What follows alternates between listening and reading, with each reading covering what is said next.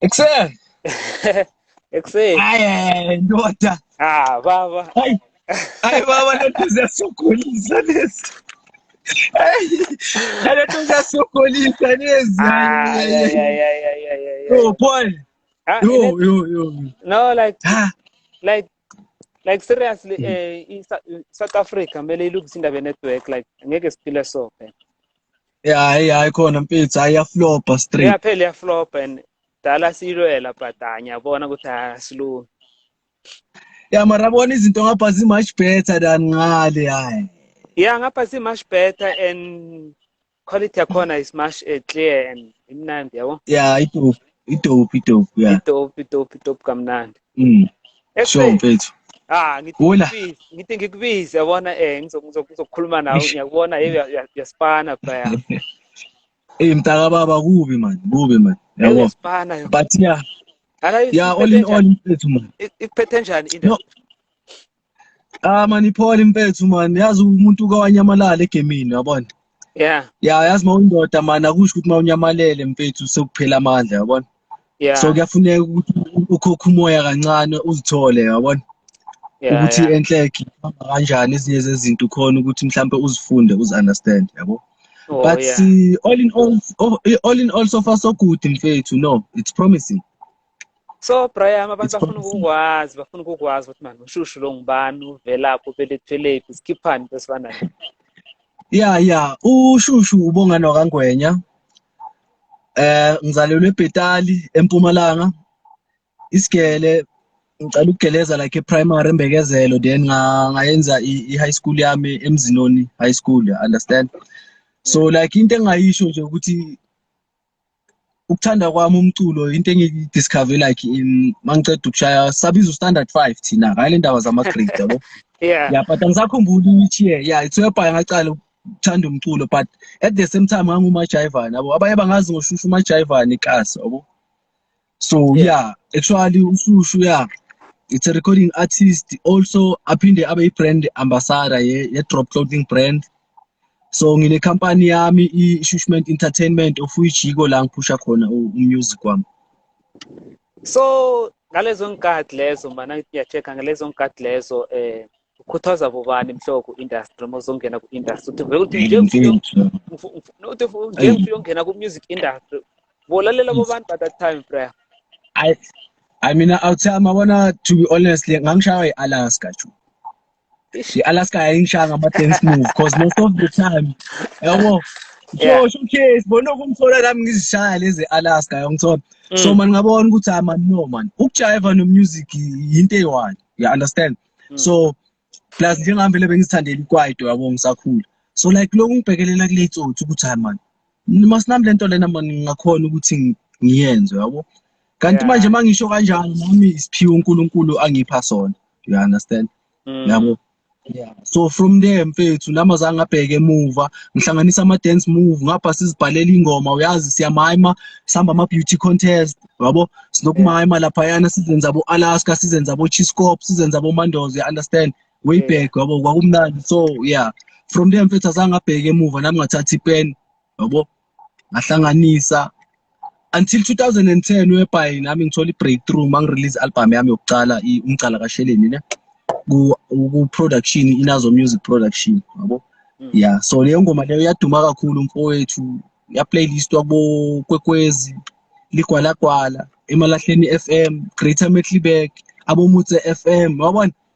Yeah mfethu, so from lapho nami azange ngisabheke emuva mfethu ngabona ukuthi asho ukuthi nami ngibizelwe kulento yangithola. Phela nawuthi mhlambe nimayima ingoma zaMandoza nje kube mhlambe out yaseKasi then ukhona ku-adopt manje uPlomada uPlomava. Mina full time vele ngisebhetali awuthama ngaze ngachift eKasi just that ukuthi eKasi ngiphuma mangiyohasila yabo. Ngiphinde ngibuye eKhini but full time vele ngibloma vele eKasi. Ibhetali le indawo enjani ekhipha such a star ekhipha ama star engaka. Yabona Paul ngitshela iqiniso ibhetali iKasi eligrand awuthama yabona. iKasi eli-right linothando yona akusindawo enkulu yabona but iKasi eligrand elisharp yabo seyiloko naloko nje ukuphazamisayo elokushini engeke size singene kiko. Understand? But ikasi lami ikasi eligrand, line-talent, linento eziningi ezenzakalayo. You understand? Kugrand ikasi mani mfethu. Angifuni ukukhuluma amanga yabo. Ku-right. Baze bathi ngithe. Oh, the tala like ilokshina is not the rural areas like this one. Zanke ngifike la ya. Zanke ngifike. Akazofika. Ipetali town. So thina sisemzinoni, imzinoni lokili, it's a location. Ipetali kuse town. So ilo amalokishi wethu imzinoni, understand? So kumzinoni kunamanye ama section yabo.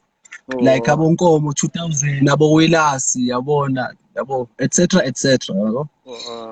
Hey, that then. Yeah. Ngesikhathi okhuluma ngaso sabo Alaska, sabo TKZ. I mean quite was everything, right? Quite mfethu kwakuyinto ebusayo, understand? Namanje quite isesekhona Paul yabo. Even though izinto zitshentshile, understand? But quite ikhona iyaphila. Angisho manje kunamapiano kunani. Kona akumele phela ukuthi shaye vele lesgroup sakudala ko slow tempo, understand? We need to ukuthi sit yabo. Sishaye isimanje manje, but obvious sigijime ngama-gimmick asekasi, you understand? Because I still do believe ukuthi even noma ngaba i-high tempo, as long as wena ukhuluma ngezinto zasekasi, it's still quiet. Yeah, that's quiet.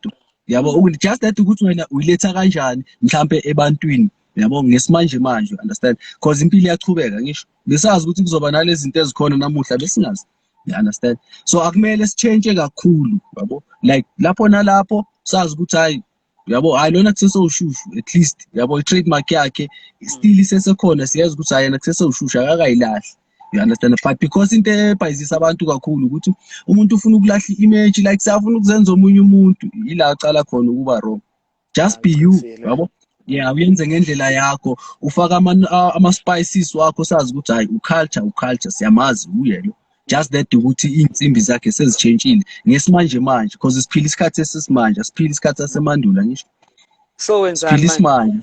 So ngiyazibuza baba, hey by that time it was everything. But it was everything. And so yeah, so mawungena ku game uya dropa that single yaba njani game yakuphatha njani after, and then ama-achievement mhlambe so now and yeah into izinto ukudropa kwami i-album lami lokucala mfethu ngaba nelakhi.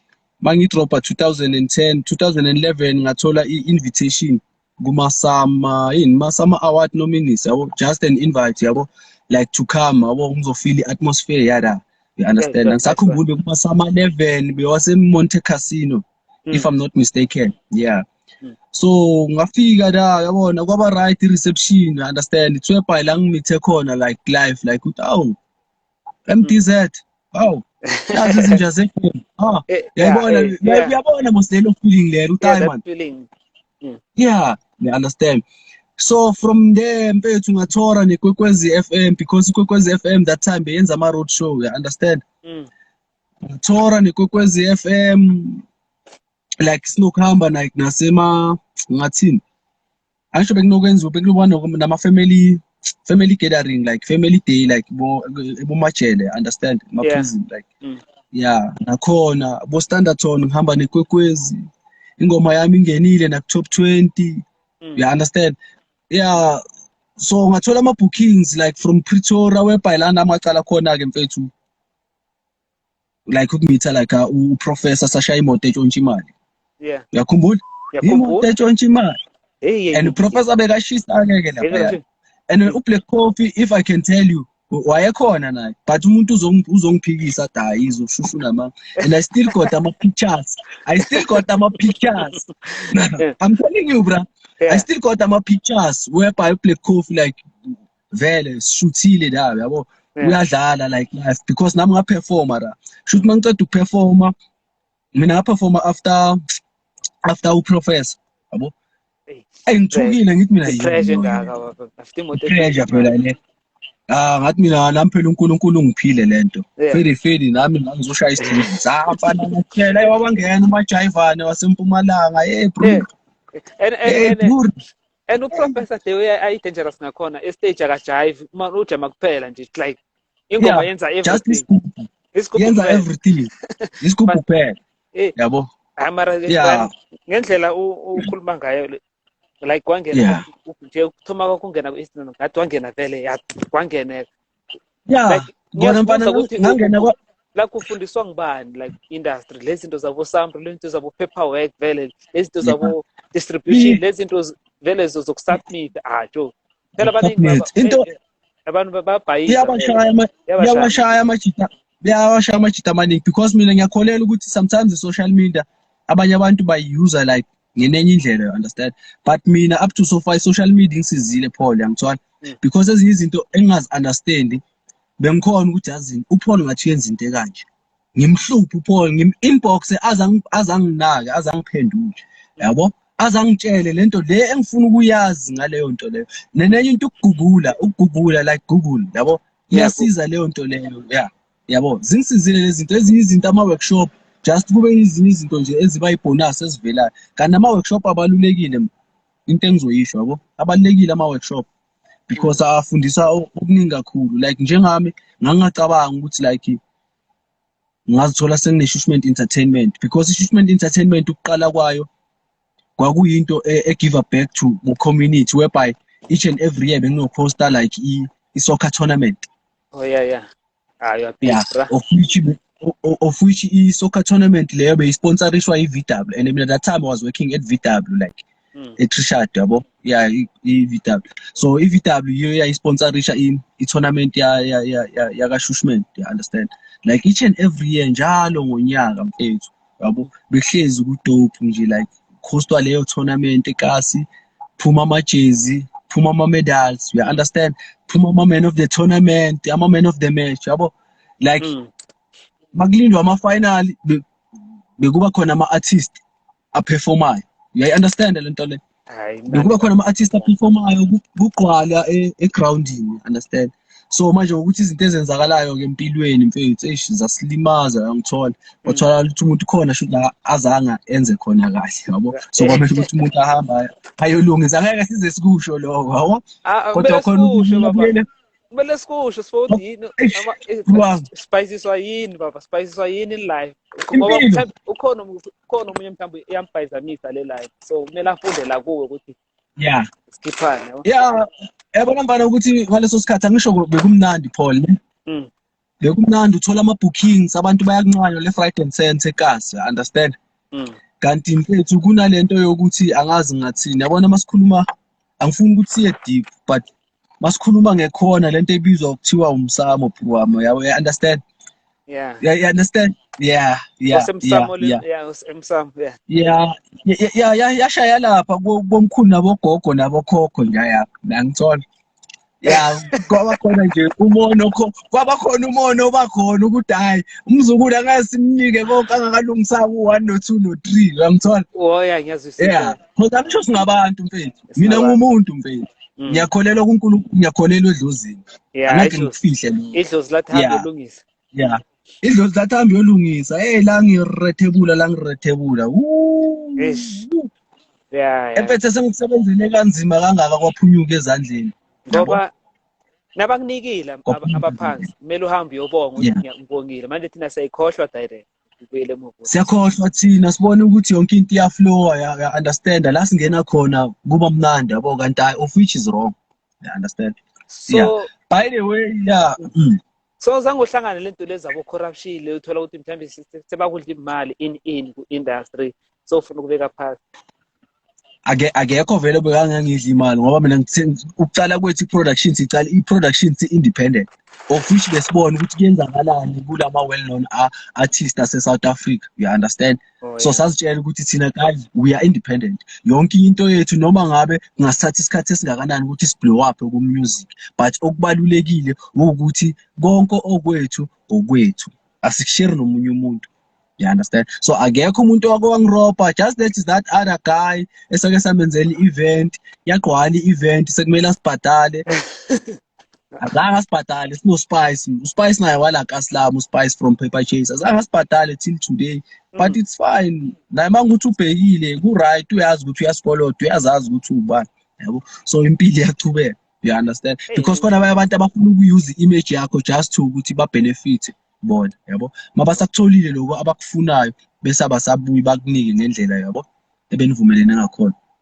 Ngiyazibuza ngokukhuluma ngoSpice ukuthi marepetali bubana amajita enisibana nawo ngathi amajita aku-industry khona bakhona boKhanile, bakhona boSpice, bakhona boSean, baningi mfethu, kunama local ama clothing brand aboScomplazi, izinto Mzala, aboSide yabo abhaya mfethu, abhaya iPetali ine talent mfethu, kunabaculi kunabashaya ingoma ebusuku mfethu, just that ukuthi izinto azikhona ukuthi yabona zivela, but mina nje just into engayisho ukuthi akumele sibe ku comfort zone, you understand? Akusho ukuthi mangihlala kwaNdebele kumele ngihlale like ngirelaxe yabo ngingaphumi, because into engabanceda nabo abafowethu nabo dadewethu ukuthi at least baphume yabo ba-try ukuthi ba-connect like nabanye abantu ngaphandle, you understand? Because thina mawuhlala eKaSlethu sizokwazi ukuthi hayi uphone uNtswempu uyayishaya inamba kuphelele lapha i-artist lethu, but angeke senze lutho, you understand? But mawungaqala uphumele ngaphandle ithwebhayi yabona uzoyithola lento oyifunayo, uzi-engage like nabantu, you understand? Abanale ngqondo leyo nawe onayo abazokhona ukuthi like baku-connect bakufake ey'ntweni of which nami lento esiyenzayo mina nawe kimi iyangijabulisa, lento esiyenzayo mina nawe kimi iyangijabulisa. You understand?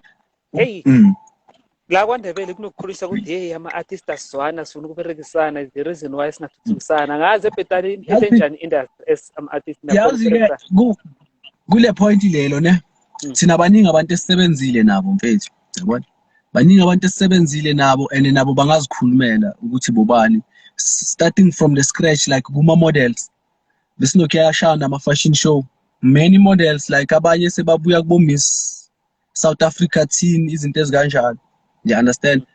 Just ukuthi i-problem abantu thina i-problem esinayo i-one thina singabantu ukuthi ngifuna ukuvela e-TV kuqala kunaku-Paul Culture, ngifuna babone mina kuqala, you understand? I-problem yethu esinayo lento leyo, kanti ukushare information mfethu into ebalulekile, ungayigodli information because it might happen ukuthi mina mangizokunika information uvayo ungene dawo upope, ubani wazi ukuthi uzothi masopophile ubuyibambe mina ngesandla, phela ngathi umuntu okusizile angisho angeke uze umkhohle, kwamele uphinde ubuye kuye angeke. Yes, so thina i-problem yethu i-one ukuthi hayi ngifuna ukuthi amangishaye nayi nayi vele baqala ukuyibona ngami kasi ngabikho khona mabangibuza ukuthi ngithathe bangeke ngibatshele, you understand? Kanti-ke uma singatshelana mhlampe naloko e-poverty nyana nani mhlampe kungaphela yabo, masingancedana ngendlela e-grand zonke lezi zinto esibhekana nazo mhlampe kungaba lula, angeke sonke sisafara, you understand? Sonke angeke sikhali, singakhona ukuthi sibuthane, you understand? So manje into engiyibonayo omunye umuntu ucolela ukuthi alande umuntu wale ngaphandle amthatha azomfaka la, but ayekele umndeni wakhe la or ayekele abo achoose bakhe la. The reason why basaba abantu i-competition kanti akusiyo i-competition, masingabantu asiphilisane angisho ukuze uvuke nami ngivuke kumele ukesenzeni siphilisane, ngaphandle kokuthi siphilisane akukho kuyi, but that nje ukuthi omunye umuntu ufuna ukuthi into vele kwaziwe yena ukuthi umcimbi awuchubeke uphola ngakafika ubhuti wethu waseJozi silinde ukuphola asho sithanda lokho yinto esithandayo phela ukuthi hayi kungakafika umalume wethu waseJozi umcimbi awuchubeki. Ya noma umalume waseJozi noma naye sekafikile nabantwana bakhe, hey abantwana babo Maria nabantwana babo Jacob babhizi bakapha inkundla, you understand? Bakapha inkundla ya abantwana bamalume waseJozi babhizi baya WhatsApp hi lokho, you understand? Manje akusiyi-life leyo mfethu, akusiyimpilo leyo. Brian, manje uyayirelease le album yakho yokucala ikuvulela indlela. What about your second album? Ama-awards sebenawo second album ngoba ngijeka so ukuzifana noThilibathi la ngakwazi ukhoda hale mangiceda ngomcala kaSheleni like azange sisabona ngendlela eyi-one namajita amikasi yabo. So I decided whereby ukuthi 2013 ngiregister i-Shushment Entertainment yabo, ngizithomele eyami i-production, even though noma ngabe benginganayo i-studio equipment but ngazi ukuthi mangine paperwork kufana nokuthi ngiphelele, understand? So uThilibathi nakhona ngidibane naye masibhukhe ukhona out yami bathi uHope uzibiza ngoHope wakali ku-Facebook, bekaphusha ibrand ye-Strumafra, maybe uyamazi uHope Lee. Ngathi Wenza i-event angisayikhumbuli le ndawo kaNdebele, Camera Refiro kuphi whereby la ngamitha khona abo Cisco Thina abo Thulibathi yabo athi Thulibathi hayi mfana bengikuzwa ku radio kulamalanga yabona no mfana ayi akuzami ukuthi uvakashe eGMP yabo i-potential ikhona ke ngithi ubhayisela kancane lento yakho wena uthile ngathi ngiyakutshela yabo ngoba lezazi izandla zama producers zifana ngisho hayi Thulibathi mfana hayi 2012 arrange isikhathi bhetal thukwamhlanga ayishaya inamba la the very same day mangizoshaya i-track lokuqala ngihamba ne-out yami bathi umalayisha very same day Thulibathi une event Thulibathi athi hayi mfana yabona le number le kumele uhambe uyiperforma la wena uzongivulela istage ngithi mina madala usho ukuthini because bengingekho prepared athi ndoda siyahamba angisho so test group yeah so test group sase GMP ayisafika Paul Culture hey into eyenzakala lapha naye ngelina ngama ungambuza uzokutshela yini ngathi ufuna ukungithathela ama friends wami ngathi angithi kusho wena plus ngiyawazi stage so like mfethu ukumita kwami noThulibathi mfethu kube blessing life yami because nguye ochintshe istyle sami you understand yeah like yes i-foundation bese ngiyileyile but nguye oyenze like ushushu waba ngenenye indlela wangasabi lo ushushu lo abamazi awuye you understand lento le yeah so from there ngaspana ke noThulibathi sashaya i-album Touches a Move of which Touches a Move bekuna 12 yama tracks vele ngifeature abo Thamla abo Mgozolo abo Mthakathi yabo bengifeature empethu amabhoza amachita from ngara kwaNdebele you understand so yeah bafethu no bekufiwa kakhulu so officially la gijima Brian Thamla kakhulu bro wami shuthi manje ngisho ngithi ya kuyahanjwa la so sashutha ne music video ke isithandwa sami vele yabo yeah that one yeah kwaba isithandwa sami so isithandwa sami sanominate kuma Mpumalanga ku BFM Awards unfortunately umuntu wadliwa yabo but yeah yabo uyazi mos into zokuvotelwa yabo but ukunominate kimi mfana yeah kwaba into enkulu understand nomination is everything bro yeah kwaba into enkulu kimi of which masithi siyabuka ngapha isithandwa sami music video ya win competition ku Soweto TV bekuyini Stomp yeah competition so of which bekuba nama video i4 aqhudelanayo per week so ama viewers emakhaya like nationally iwona votayo ukuthi yipi video encane of which i-video yakashushu isithandwa sami featuring Thulibathi kwaba yiye winayo then ngazitholela i-interview ku Soweto TV you understand sathola ne playlist you understand so up to so far mfethu kuhlana kwami noThulibathi kungincedile and leyo album Touches a Move bengiloko ngiphusha yona until 2015 so from 2015 ithwebha izinto zami zacala zangasahlangana out yami until ngicala ukubuya last year ngo 2020 so ngiyanganyamalala vele nje egimini this album bayamukela njani la uhlala khona ngoba ngiyacabanga ukuthi uvela nabo Thamla uvela ne style esisha uvela ne production ensha mfethu into ebengayisho ukuthi vele la bengifika khona vele bekuvele kufiwa out yami yabo le album liyana mfethu from track 1 until track 12 angibambele kancane sure boy hey moya lo shosho etha yeah so ukudayidenga kwami leyo album leyo mfethu yabona ziningi maniphola izinto yabo noma izinto ezingeke sizisho in detail but ziningi izinto mfana engiziachievile iprofile yami like icinile abantu bayazibuza ukuthi ushushu dala khona egamini waya ngablow up the reason why ngifuna ukuyibeka lento namhlanje abantu bayi-understand ne ushushu uyi-independent artist you understand ushushu yonke into from A up to Z uyazenzela ama-financially aphuma kushushu ukuthi ushushu ahamba ayo recorder ukuthi ushushu ayenza ama photoshoot ukuthi ushushu ashutha ama music video angina backup bone ezonginika imali or anginama funds abantu abangifanayo you understand So that is why izinto like izithatha isikhathi ukuthi umuntu upblow up, more especially like more independent. But ngiyacabanga ukuthi abantu baya-understand ukuba independent nokusayinwa. You understand? Because mawusayiniwe mina I feel like ukuthi uyaspana umsebenzi angisho. Mabakusayinile uyasebenza musa. Angisho? Hayi, befika mazi nokhuluma ngeblow up ngiyazibuza ukhuluma ngani. Phela uyabhig, bra. Ngiphe enye iblow up enifunayo kanti. Ngiyazibuza ukuthi abantu bafuna ukwenzani kanti. Ngale blow up befuna ini. Bheka mnganami yazifuna ini. Nathi sesiyayifila lento yokuthi manje sifuna ukuthi masingene emamall bafuna ukushutha nathi kanti why? Yes, ngiyabhig. Awubethu. Nathi sifuna ukuba le mfethu ku-national like kulama event abakhona. Angisho manje kumele okay kona sibhig angiphiki. But nathi mfethu sifuna ukuthi yabo sibe kule mainstream like dog. You understand man? Maro like awe ukuthi abantu bekasi lakho bangakufilisa small benzathi bakwazi. Ngiyakwazi ukuthi bayangikela sesiyazana. Qala nje uthole inbox from me. Like ngifuna ukukhuluma nawe. I'm from Mpumalanga le kwaNdebele uhlala le. I mean ukutshengisa ukuthi man you've got something oyenzayo. Man bro mara mfethu akusila sifuna ukufika khona. Okwamanje igame isasidlile nathi igame samele isibhadale no. Oh yeah. Mara you understand? Ngifuna ukuthi mawuvula imetro FM ngithi nangu culture. Mangithi ukhozi kukhulunywa ngoculture. Mangithi channel O culture. You understand? Oh yeah. But sekuseduze, you understand? Maybe thina pushing up to so far maybe pushing like boma 75%. Sesifuna lelinye percentage elishodayo. Yabo?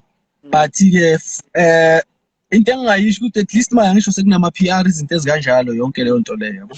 Mara uyazi nazo ufuna imali, ama plugins afuna imali out there. Yabo? Hey, mina I'm happy because Joe uyakhona ukuzi-afford, uyaspana, uzenzela into zakho grand. That's what is needed, Joe. Angifuni ukuthi ushushu adumo simuze kuma metro sikuze at the end of the day that you are nothing. Ngizwisisa Brian. Ngiyakuzwa Thabo. Plus siyakhamba ama-hours bra. Siyakhamba meet ama-big artists. La nithi bakhulu badlala left and right. But nofika lapha umuntu akhona poor like uphuwa emoyeni angisakubala imali uphuwa like emoyeni like akana next like akathi like the only man befethu yekela labantu awayeke yabona mnganami abomnganami singiyekele leyo bazoze bacabane nathi no yabo so mara mina into engibongayo yabo ngibonga uthando lomndeni wami yabo. Ngibonga uthando labantu abawuthandayo umculo wami nabantu bebangigcugcuzela mabangibona endleleni shushu kanti sikhiphana yabona sothulile kwenzakalani yabo. So all in all mfethu sekudlulile because ukubuya kwami uthola sokonjena i-depression mfethu lento ikhona mpunya uyazivalela pho endlini awuhaleli ukuphuma just emakhishini ulanda igawuli yagawuli uzivalele endlini uhleli awusakhona ukuya ematown awusakhona ukuya la kunama gatherings khona like uyabona ushaya umoya yabo unalesikhamu sokuthi abantu bazothi you understand ikhona lento mfethu nami nakimi lento beyiphila bese ikhona like azakhala umagogo athi okay umagogo ngibiza ngoba ngani vele ngoba igama lami vele lokuzala ubongani uphi sikiphala lokhu ubhuti uhlele yabo my sister ubhuti uhlele eKameruni. You understand? Yini sikhiphana yabo lokhu ngithatha ngiyabeka mara uNkulunkulu ngoba phela into yayihamba kahle yabo kwabe sekonakala kuphi yabo ngenzeni mina you understand. By the way mfethu kukhona abantu abawusizo oluyiqinisa emhlabeni yabona ngacala ngaphuma ngadibana nabantu abaright yabona abazongiluleka ngempilo ngendlela egrand understand ngaphola ngangibhlungu ngaphakathi emoyeni mfethu ungazi ukuthi ngiyephi kanjani yabo ngahileka nje yami yabo. So that is why ngithi man okwenzekile kusho ukuthi bekumele kwenzeke ngoba nami umuntu wasemhlabeni ngisho ngisho ukuthi bekumele kwenzeke sifundile kuloko and kungifundisile and kwangipha stability sokuthi yazini uNkulunkulu la ngibuya khona angisafuni ungiphinde ungibisele khona ngibuzwile ubhlungu you understand and ngibazwisile nami abazali babo ubhlungu nami ngibazwisile abantu ebebangithanda ubhlungu empilweni yabo so angisafuni ukuphinde ngibuyele emuva yabo sengifuna ukuya phambili manje. So when kadibana ke no now so drop fishing label sakubona ndoda nama-model lapha ndoda gcokisa kwanye bethela kahle kakhulu lapha hayi keep lento ye-fiction le ifika njani? Ididingi ukuncanywa impahla into bengincanywa long time ago, yabo? Because nami bengine brand yami yakashushu, you understand? Like ngangiyenza ibrand yami ngithengisela abantu. So ngadecide ukuthi yazini ngadibana nale out yami EJ Holdings from Kempton Park, yabo? Nakhona sazana kuphi la ku Facebook. Hayi manje mfethu ngifuna ukuprintele like ama t-shirt nyana, yabona? Na ilogo yami, yabo? Hayi out ngiprintela nini out introduce i-drop of which i-drop akusiye yami, i-drop yale out. Hayi man, ngi-advertisele nami ngoba ngibona ukuthi untango uyaphusha, yabo? Hawu abantu sebaqala bafaka ama-order, siyayithanda i-drop, nami sengifakele out yami ama-order ngara, yabo? Iyawa Korea vele abantu bayagcoka ekasana. I-out yami yathani nota shushu uyaphusha. Mangakutshela ukuthi i-drop from the scratch bengingasi ngale ndlela eseyiyo manje, it's because of wena shushu, like shushu uyaphusha. As much as ushilo masicala le nkulumo Paul ukuthi yazi ma umuntu ungazinyazi, yabo? Ungazithatheli phansi. Yeah, understand? Yeah. So the out ngathi mina nota usho kanje yathi hambana. Uyaphusha like it drop like beyiku 5% but kumele ukufika wena uyibekele kuboma 80%. Ngathi mina izinto wathi yena you understand? Wathi not uzoba i-brand ambassador wena that side. So ngaqala lapho kuba and nakhona kusiwe like asinayo 6 months sazana nale out. Asikayenzi 6 months, maybe sina 5 months sazana ku Facebook. Sengi-brand ambassador, umuntu engimfakela ama-order, abantu bayathenga, ngibadrophela i-staff sabe lokishini, angenzele impahla for free ngizigcokele. As much as you see namanje yabo ngisemberekweni wami ngizigcokela i-drop, yabona? Yeah, mangibhizi ngama-delivery ami nje ngizigcokela i-drop, yabo? Umnandi bayabona ukuthi this is legit and equality grant into right and is affordable out here. Yeah, imnandi kakhulu out here. Yeah, so mina ngiphusha i-drop manje ngi-brand ambassador ye-drop, yabona? Yeah, of which angisi nabantu bacabanga ukuthi yakashusha, mina ngi-brand ambassador. Yeah, nami I thought ukuthi ngiyakho ukuthi because the way you push ngakhona ngathi it's your own baby, ngiyathi dane ushushu uyaphusha ngale drop. Angisho mngani nami into nento. Nami ngine-cut phela. Nami ngine-cut. Une-cut nyana. So this drop ngicabanga ukuthi mhlambe i-motivation yakhona mhlambe ukukhuthazwa ukubona abo drip nabo sebafikile so mhlambe you wanted something similar mhlambe.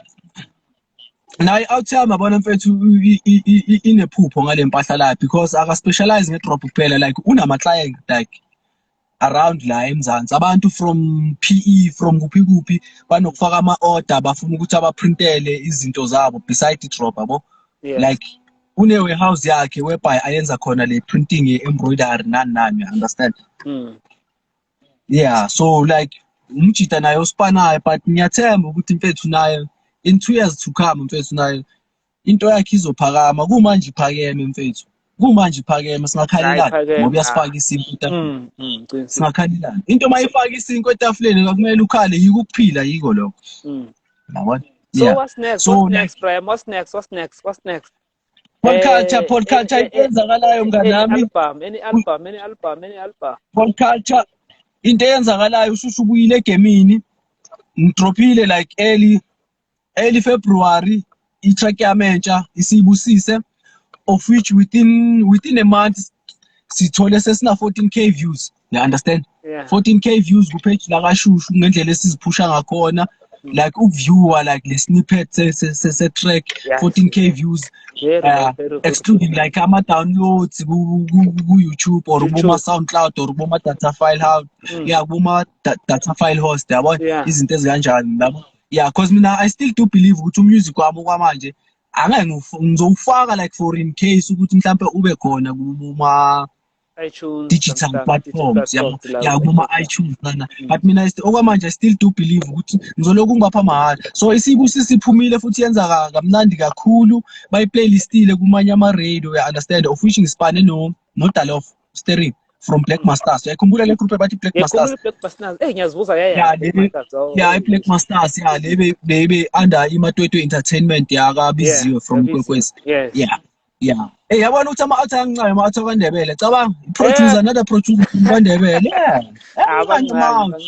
KwaNdebele ine-talent abantu bakwaNdebele kumele bazi KwaNdebele ine-talent just that ukuthi abantu kumele bazisukumele bayekele kuba ku-comfort zone yabo bayekele kuba ku-comfort zone uphume nalamafoni wethu masifaka idatha ulazi le datha ukuthi maliphela aliphele kukhona information engiyidingayo entweni engiyenzayo engiyitholile. You understand? Ungapheli nje idatha nje ubhizi ngamajoke no mfethu uzigugule izinto uzicheck if ever we-artist if ever we-model if ever uyini or ufuna uku-actor or ufuna ukwenzani yabona aliphele nje ilanga kunento eyi-1 oyenzile kulento wena ofisa nawe ukuzibona uyiyo ezokunika ulwazi olu-more than kulo lwazi onalo wena yourself. So ingoma vele iphumile namanje yadominator but manje siprepare ukushootha i-music video esibusise yabo. Of which i-Drop Clothing brand yiyo ezosponsora the whole event. Music video. Oh yeah. Yeah, the whole music video yibona bazongisponsorisha. Ushushu just uzozagcokile nje bazomgcokisa futhi mina ngizoza ngigezile bazongigcokisa yonke into. Yabona ukuthi kuyasetshenzwa. Ukubona. Yeah, kuyasetshenzwa mfethu. Abantu bangaphandle bayasizana. I'm sorry to say this ukuthi abantu bangaphandle like kwesinye isikhathi bakusiza ukudlula abantu baselokishini lakho. Understand? Yeah, bakusiza ukudlula abantu. Kukhona baselokishini lakho bafisayo ukukusiza thothi mhlawumbe abanawo lawo mandla but bayakunika uthando ne-courage yabo ukuthi pusha shushment thina sinawo. You understand? But yeah, all in all sizoshutha ngasikudala and manje ngisipanela ku second single yami. Yabo? Second single yami Intombi isihloko sengoma nakhona iproducer uDanof Steering.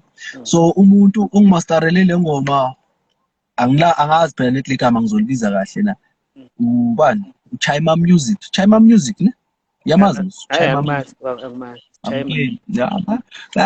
Chima Music DJ Ontswempu yabo wangimasterele itrack lami yomfethu likhala kamnandi lipholile. So into engizitshele mangibuye egamini ngifuna ukuspana nabantu like abakwazi ukubhuda nabo shaka, you understand? So like noma ngingaspend imali usesekukwayito or sokugijimela kupiano ngoba ngikukwaito dance kwaito ngishaya isigubhu dance kwaito yabo athi sibusise le ngoma sikhulekise azangikhumbuza Armashesh nangiyanyonyoba lo sathane zenza umavimbe umakhelwa samba kanjalo ke labo sigijima ngesigubhu awuthaba yabo yeah sigijima ngesigubhu ngumkhumbuza Armashesh.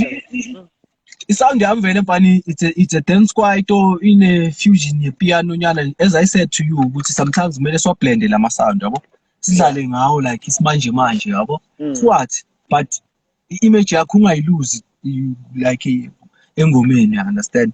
Bazi ukuthi ayena still sesoshushu but the sound ithe ukuthi ngesimanje manje, you understand? Because angisho siyakhula so mere school as izinto esizibona sesivala nje Brian SA music industry or angithi entertainment according to you generally injani nje like so we summarize siyathuthukwa senzani siyathuthukwa kakhulu mfethu, iyakhula daily into engayisho iyakhula daily and into engichazayo ukuthi kunama artists like well known artists asemzansi akhonayo ukuthi abuke phansi athathe talent alithathe aliphakamise, into engichazayo and nami ngiyawisha like ukuthi one day man sesithi isikhathi ngeku industry yazi ngiyafisa like ukuthi ngekuvela utira yabo ama shushment ngiyakubona ublind mara wozalana ntwana yabona asenza into ekanje, understand? Utira ne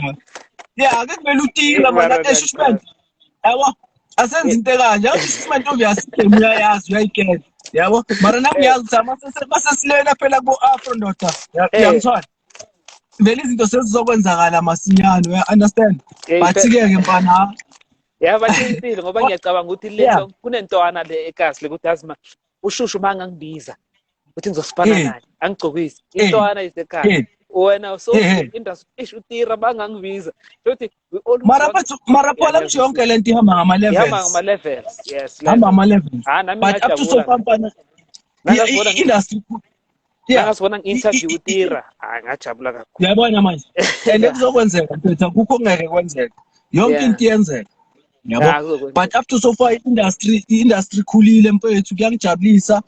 Week in week out kunama artist amasha avelayo, like umculo ukhona mfethu mningi, i-hip hop ikhona, ikwaito ikhona, i-house ikhona, i-afro house, i-deep ikhona. Kumnandi mfethu, just that sekuya ngawo ukuthi wena uhamba nakuphi yabo, but konke kukhona, kuyaphila, kuya-exista. Ikwaito ka-KO noKhulitshana. Obvious mfethu. Bra. Obvious mfethu. KO bra. Bror.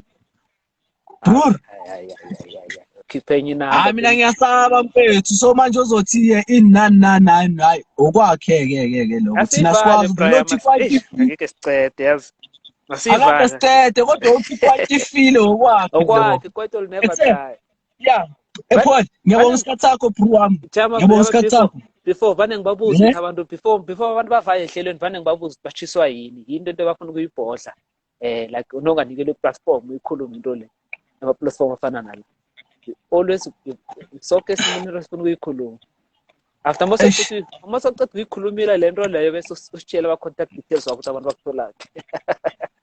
Ayi mara mina mfethangaza ikinto ebuhlungu ra ikinto engiphethe kabi yabo. Mina nje into engijwayele ukubonga, yabona. First of all ngizobonga wena Paul Culture ne.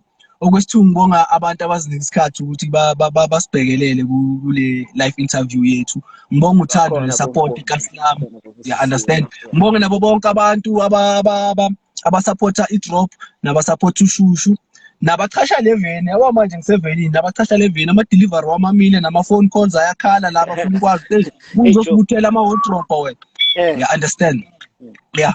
So ku Facebook uShushu Ngwenya, ku Twitter uShushu_Ngwenya, Instagram uShushu Ngwenya. Yabo? So i-email yami ushushungwenya@gmail.com, like mawufuna ukungifeature izinto ezikanjalo singaqoqa ngada ngikhona available, ngibuyile egamini sibusise imnandi, ngiyadropa nje soon intombi kabani simnandi. So yeah, ilapho nje awuthamba. Besithandile ukuthi mhlambe le interview yethu ku Facebook kodwa due to network yasikosta ukuthi silethe ngathi yeah, due to network, otherwise khulumi khona is recorded. Try by all means ukuba iyatholakala ama pages akhona. As a belief awuthamba, nami ngingabonga ngoba manje songicabanise nabantu babhekile ngale ku Facebook bayasho ukuthi lokhu sijwayela ngimwe or network kanti phela mina ngibafakile ukuthi ngizobe ku Paul Culture Live manje lokubathe babhekile. Asia. Ekuse Paul Culture malmela kumshana ngothi umntwana zadomnyana sukela mina sisukela somnyanya. Yathokoza Ekuse. Alala.